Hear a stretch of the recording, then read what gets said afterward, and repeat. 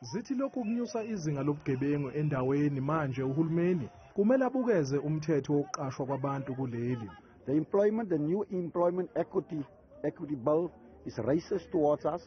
It's racist in the sense that if you look at the province, it says only 1% of the so-called colored people can enjoy employment.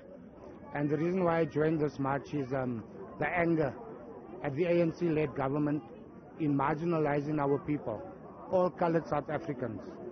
I'm highly educated and I'm highly skilled at what I do.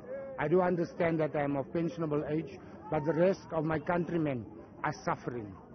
Nabamele bezenkolo eWestbury bazwakalisa ukukhathazeka kwabo ngokushiywa ngaphandle kwalezakhamuzi uma kuvela amathuba omsebenzi eGauteng. Bathi siphezulu isibalo sentsha engasebenzi kule ndawo nokwenza ingene ebugebengwini. This cannot be. The last straw that's breaking the camel's back is the Employment Equity Act.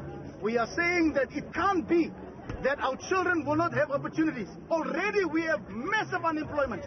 Imashi yalezakhamuzi bilibangisa Esiteshini Samaphoyisa eSophia Town. Bezifisa ukuthi uhlu lwazo lwezikhalo lwamukele undunankulu wesifundazwe uPanyaza leSufi, kodwa lwamukele ovela kuHulumeni wesifundazwe.